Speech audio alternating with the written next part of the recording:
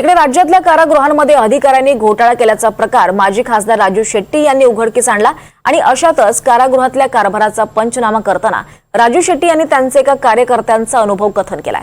पत्रकार परिषद घेऊन कारागृहांमध्ये कशा पद्धतीने कैद्यांना लुटलं जातं याची माहिती दिली आहे। कोल्हापुरातल्या बिंदू चौक इथल्या सब जेलमध्ये एका न्यायालयीन कोठडीत मिळालेल्या संशयित आरोपीला याचा अनुभव आल्याचं त्यांनी सांगितलंय।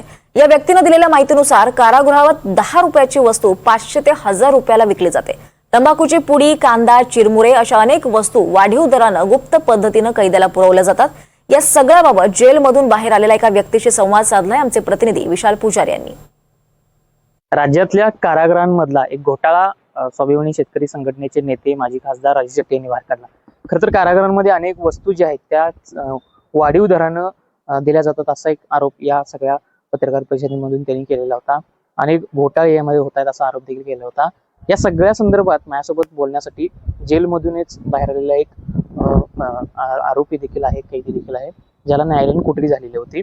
याच व्यक्तीनं एका पत्रकार परिषदेमध्ये राजू शेट्टी यांच्यासोबत त्या जेलमध्ये ज्या वस्तू ज्या आहेत त्या कोणत्या किमतीने, किती किमतीनं विकल्या जातात याची माहिती देखील दिली। माझ्यासोबत हा स्वतः व्यक्ती देखील आहे। आपण त्याचा चेहरा दाखवणार नाही आहोत कारण काही मर्यादा आहेत, त्या मर्यादा आपण पाळणार आहोत।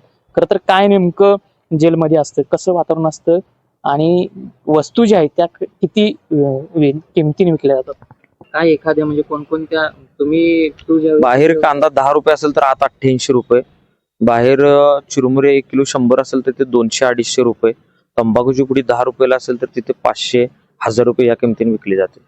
जेवणाची चव कशी किंवा क्वालिटी कशी असते? जेवणाची क्वालिटी असते बऱ्यापैकी।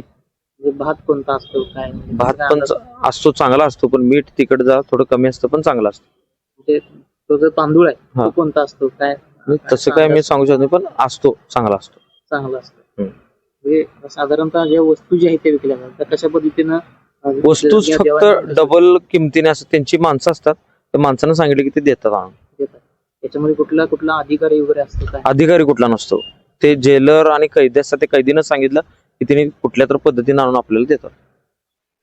हीच हा माझ्यासोबत जो व्यक्ती होता ज्यानं जेलमध्ये स्वतः जो अनुभव घेतला तो आपल्यासोबत सांगितलेला आहे। जेलमध्ये ज्या वस्तू ज्या आहेत त्या चढ्या दराने विक्री केल्या जातात, कैद्यांची सुद्धा कुठेतरी लुटमार केली जाते। काही वस्तू असतील त्यांचे दर जे आहेत ते वाढीव दरानं या ठिकाणी खरेदी केल्याचं सुद्धा या व्यक्तीने सांगितलेलं आहे। त्यामुळे हा कारागृहातला घोटाळा जो आहे तो कुठेतरी गंभीर असल्याचं पाहायला मिळतंय। विशाल पुजारी, NDTV मराठी, कोल्हापूर।